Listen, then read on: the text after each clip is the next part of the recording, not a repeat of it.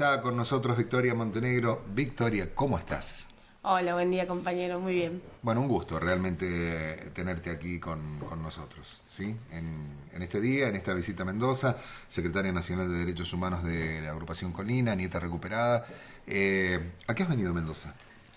Y vinimos, hace un mes vinimos a presentar la Secretaría Nacional de Derechos Humanos de nuestra agrupación y después quedó el compromiso de venir a charlar con los compañeros y a ver cómo hacemos crecer nuestra mesa provincial de Colina de Derechos Humanos y bueno, coincidió con los juicios, así que nos parece muy importante poder reunirnos con los compañeros, ver en qué situación está avanzando el juicio, el tema de que del juicio anterior todavía hay prófugos, digamos, todo esto que es muy importante, que uno pueda ver y escuchar desde los propios compañeros, ¿no?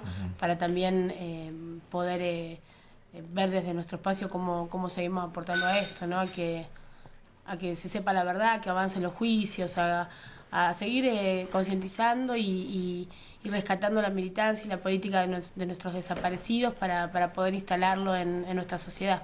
Y venís a un lugar donde se está realizando el tercer juicio en la provincia, pero que ha sido, por decirlo de alguna manera, interesante en cuanto al trabajo de la vinculación de los civiles, ¿no? Los cuerpos civiles con la dictadura y el prófugo romano y todo esto. ¿Has tenido contacto con los abogados de derechos humanos que llevan adelante estas causas? ¿Cómo ves vos que comience a trabajarse fuertemente en la vinculación de los civiles responsables? Y la otra pregunta, y que viene pegadita a eso, ¿qué opinión te merece esto que ahora ha aparecido y que realmente empieza a vislumbrarse, que es la vinculación de la Iglesia Católica o de cuadros de la Iglesia Católica con el genocidio? Bueno, eso creo que es lo que hace que siempre se pongan tantos palos en la rueda para poder avanzar en la justicia, porque los militares, las personas de las fuerzas policiales, los represores están identificados y quizás no es por ellos tanto que se obstaculiza el avance, sino justamente por esto, porque a medida que los juicios se llevan a cabo, uno puede empezar a escuchar por el relato de los testigos el avance, el compromiso que tuvo gran parte de la justicia y de la Iglesia Católica también, ¿no? Y en sociedades que quizás son un poco más conservadoras que otras, empezar a romper con determinadas normas que ya están naturalizadas es difícil.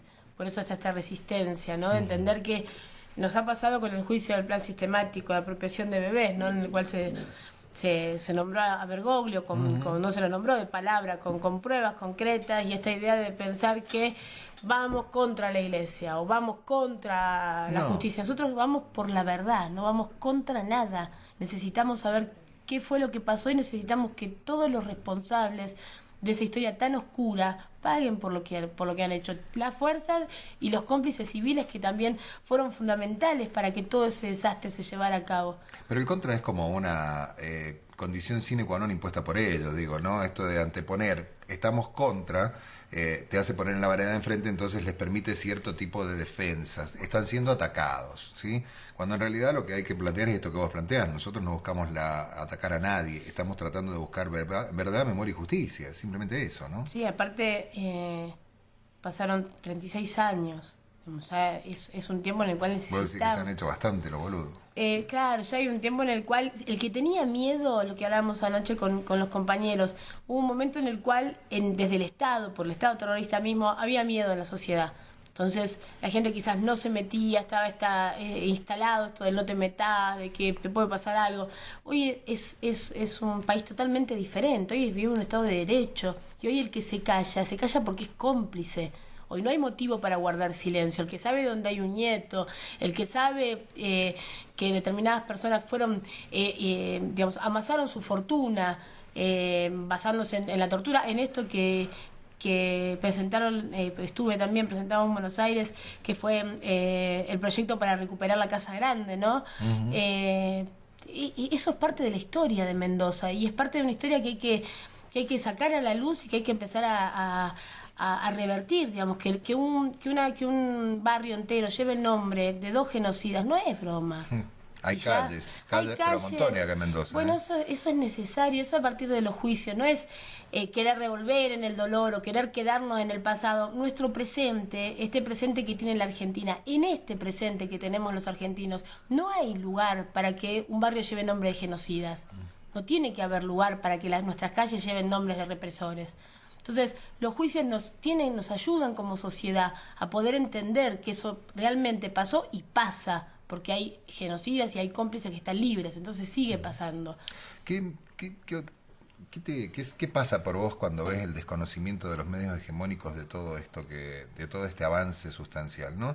Cuando aparece abuelas recuperan un nuevo nieto y prácticamente Clarín desconoce la información. ¿Qué sentiste? A mí yo te digo lo que yo siento asco, digo, no sé qué sentís vos, digo. Nos mueven otros intereses totalmente diferentes, ¿no? Ellos la felicidad que nosotros sentimos no la van a poder sentir nunca, jamás. No la entienden. No. Lamentablemente hay una realidad y es que ellos sí tienen todavía la capacidad de hacer mucho daño. Y nos lo hacen, de hecho, ¿no? Ellos nos marcan la agenda, ellos nos instalan problemas que no son realmente temas en los cuales la sociedad debería estar ocupándose, y eso nos resta mucho, nos hace mucho más difícil la tarea. Pero creo que si uno se pone a pensar en que hace 9 años nadie, de hecho yo no sabía cómo había obtenido tanto poder el Grupo Clarín, por ejemplo. No sabía que todo ese poder se había construido, había nacido en una sala de torturas. Digamos, nadie conocía a Mañeto, nadie sabía qué es lo que se escondía detrás de ese imperio. Y hoy por lo menos se trata, por lo menos se debate, por lo menos se está instalando esto, y es cada día me parece que es más obvio, más evidente la posición de ellos. Ellos sí están obviamente en contra de un Estado nacional, en contra de una patria grande, en contra de una política de derechos humanos, en contra de la verdad, en contra de la justicia. Se nota porque nuestros avances le duelen, los ofenden. Claro. Lo que para nosotros es una fiesta de la democracia y de la vida, como es poder recuperar un nieto, para ellos es una situación incómoda porque todavía no terminan de aclarar en qué situación la dueña del Grupo Clarín se quedó con 2 chicos que no le pertenecen. Todas esas situaciones que para nosotros nos alivianan y nos hacen crecer como sociedad, para ellos son molestas y en algún punto difíciles de encarar, y por eso de hecho no las encaran, ¿no? Pero en lo personal hay momentos en los que sí, uno lee títulos que duelen, sobre todo, ¿no? Que duelen para los que todos los días luchamos para cambiar la realidad, y cuesta tanto construir y es tan fácil para ellos aplastar lo que nos lleva tanto trabajo. Sí. Pero no importa, nosotros estamos firmes y avanzando. Viste, Viglietti decía, porque saben que aún pequeños juntos somos un montón. ¿No? Me parece que esto es lo que les jode tremendamente. Victoria, yo te quería, primero dar la bienvenida, muchísimas gracias por estar acá en el programa, y segundo, que cuentes o mandes el mensaje a aquellas personas que por ahí tienen duda de su identidad, teniendo en cuenta el proceso que vos hiciste, que fue un proceso sumamente interesante, porque incluso por ahí desde la negación o no querer aceptar y darte cuenta, ir avanzando, y hoy escucharte con esta convicción que te pone la piel de gallina, la verdad me emociona muchísimo. Gracias. No, mira, yo siempre creo que fueron muchísimos años mi causa, como la de muchos otros chicos, y el peor momento, digamos, siempre digo, la franja más oscura de todos esos años fueron los años de duda. Porque, ¿qué pasa? Cuando vos tenés dudas sobre tu identidad, tenés 2 personas viviendo en tu cabeza, ¿no? Una, los que crecimos con una carga ideológica, es la formación, ¿no? El tema de la traición, la lealtad, y después el lado humano, de saber si sos, si no sos, si te quieren, si no te quieren. Y todas esas respuestas, todas esas preguntas, en realidad no tienen respuesta, no vas a obtener respuesta, salvo que te acerques al Banco Nacional de Datos Genéticos o que empieces a hacerte cargo de solucionar todas esas dudas, todos esos miedos. Y es muy particular cuando nosotros nos juntamos con chicos que tienen dudas. Las preguntas, de hecho, se quedan porque eso que ellos van a preguntar, que les parece rarísimo, nos lo preguntamos nosotros en esos años, en ese tiempo. Entonces se sienten contenidos y entienden que eso que les pasa nos pasó un montón de jóvenes, de chicos, y que a pesar de eso, y a pesar de enterarte de que sos hijo de desaparecido, y a pesar de que se te cambia la vida de un día para el otro, algunos con formación ideológica, otros no, pero te cambia tu vida, hay un camino, digamos, hay un montón de de hermanos que pasaron por esa situación. Están obviamente las abuelas siempre conteniéndonos, y esto de que como decía el compañero, ¿no? Dejó tan instalado el monopolio cuando fue el caso de los chicos de Noble, ¿no? Esto de que van por la calle y le sacamos la ropa y lo único que queremos es sacarle sangre, y todo lo contrario, ¿no? Uno va y encuentra hermanos, personas que pasaron por tu misma situación, y lo bueno que tenemos es que nosotros no necesitamos un montón de palabras para explicar, porque obviamente la mayoría de la gente que no sufrió un cambio de identidad, uno puede estar días enteros explicándote y gracias a Dios no lo vas a entender porque no lo pasaste. Claro, más vale. Nosotros no necesitamos a veces ni hablar para saber qué es lo que le está pasando a nuestro hermano, cuál es el momento, y ya sabemos que vienen las causas de sus apropiadores. Todo eso, a pesar de lo difícil, no llega a ser tan pesado como la duda. Porque lo peor es la duda, porque no tenés forma de resolverla. Tenés un montón de preguntas que no tienen una sola respuesta, que no esté en el Banco Nacional de Datos Genéticos.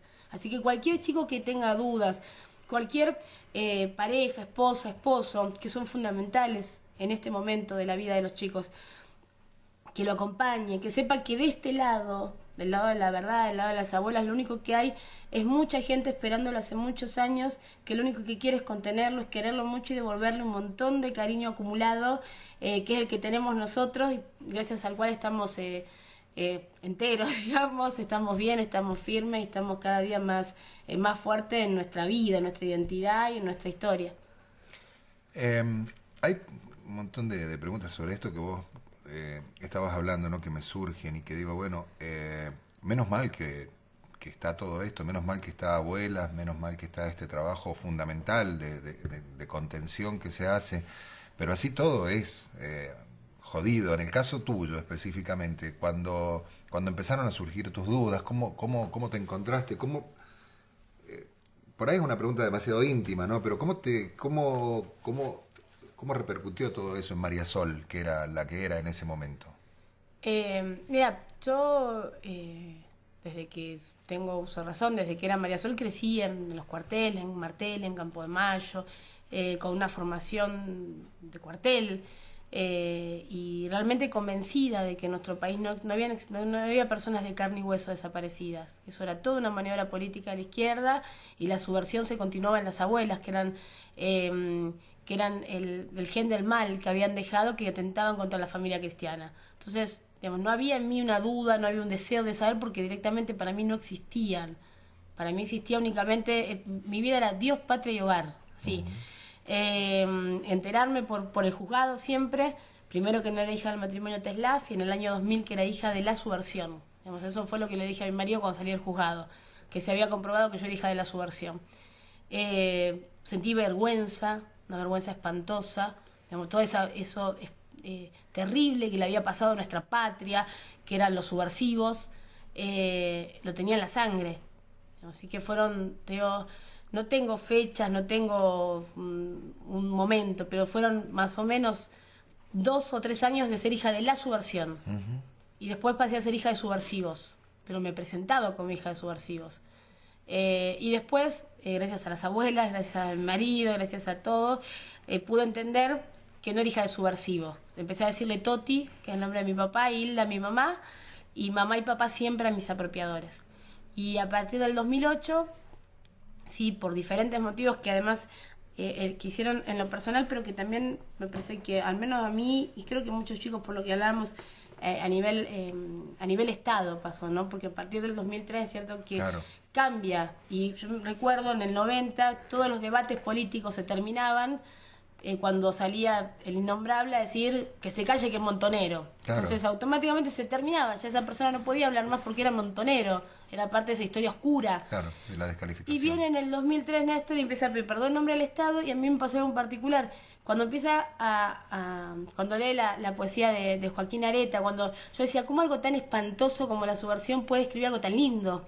Y empieza a humanizarlo y rescata la militancia de ellos. Y eso a mí me sirvió muchísimo para dejar de lado la vergüenza de ser hija de la subversión, para entender después que había personas, que era hija de subversivos, en el peor de los casos.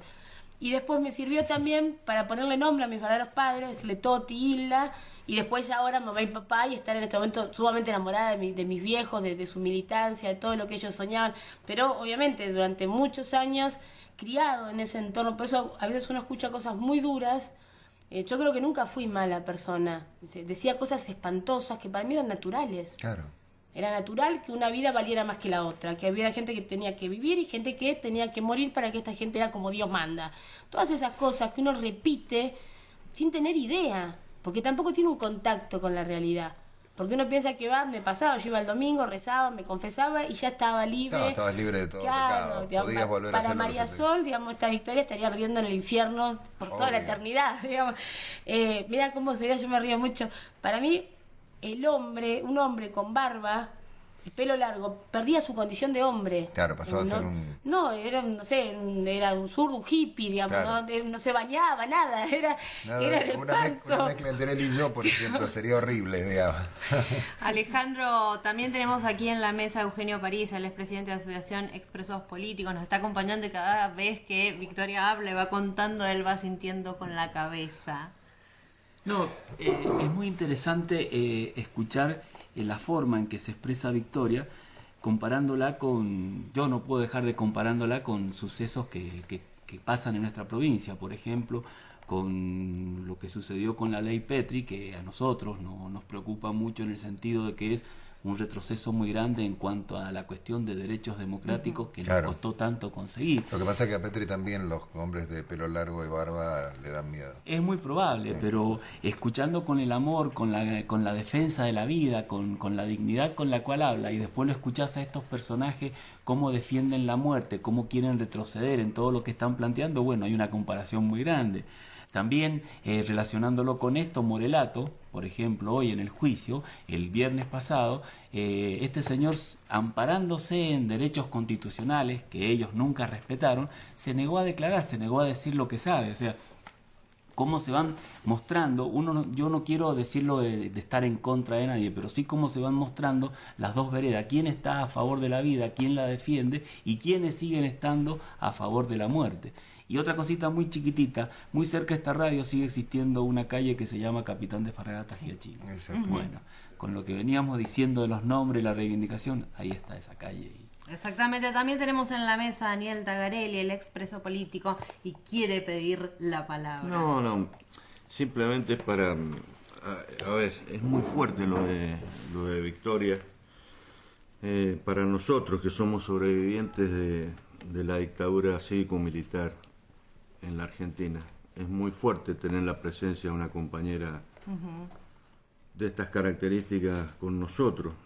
Entonces yo quería decir algunas cosas nada más, que para nosotros los sobrevivientes de esa dictadura cívico-militar, estos nietos recuperados a la vida, para la vida, son nietos para nuestras abuelas, las abuelas de Plaza de Mayo, pero para nosotros los sobrevivientes del genocidio son nuestras sobrinas, son nuestros sobrinos, los 106 compañeros recuperados y los 400 que faltan recuperar. Son sobrinos que los queremos, que los amamos, los queremos con nosotros, porque sus mamás, sus papás, su mamá estaba pariendo en los centros clandestinos de detención, y esa mamá, ese papá, hoy desaparecido, eran nuestros compañeros de militancia. Y la militancia en los 70, hoy y toda la vida, te hermana. Nosotros éramos hermanos militantes.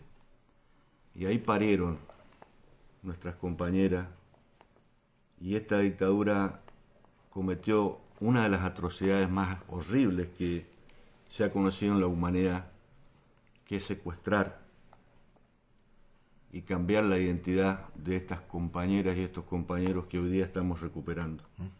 Nunca existió, no hubo una dictadura en el mundo que haya hecho semejante atrocidad. Victoria, el próximo 16 de agosto vas a sembrar a Toti.